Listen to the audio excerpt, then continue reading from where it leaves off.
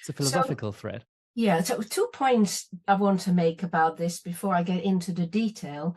One is that the people who are privileged enough to be protected by civilization as it is are actually few.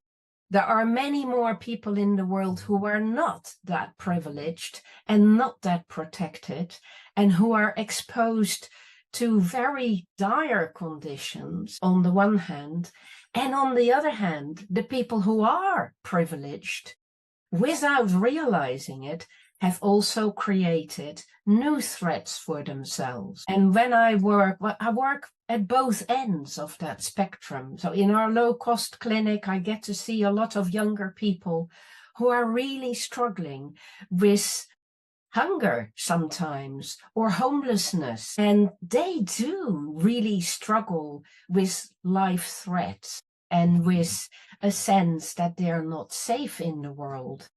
And of course, if you work with refugees, which I also do quite a bit, you get to see a very dark underbelly of humanity.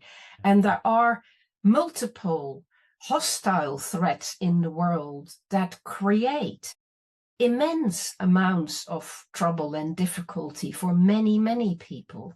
So that's that end of the spectrum. But when I work with privileged people who have found themselves at the head of organizations or companies, or who have become famous for certain things they do, I am amazed at how that privilege doesn't at all protect them, but actually exposes them to other layers of challenge and confrontation with very dark sides of humanity.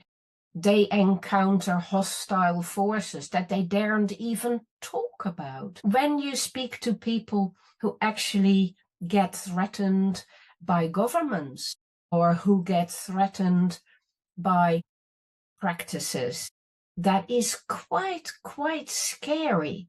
And when you begin to realize that some people, maybe in politics, maybe in organizations, make certain decisions in fear because they have been told that if they don't do that, then they will have to deal with X, Y, or Z. And X, Y, and Z are lions, tigers, and leopards in my book. So the world has been improved in many ways, and I am with you on that positive psychology side. But A, we have also lost track of that needing to apply to everyone, and B, we have lost track of all the things we have given up and lost, and we are not always aware of the new threats we have created. Yeah. So it's no time for resting on our laurels and congratulating ourselves for what we have achieved. There's a lot more work to be done.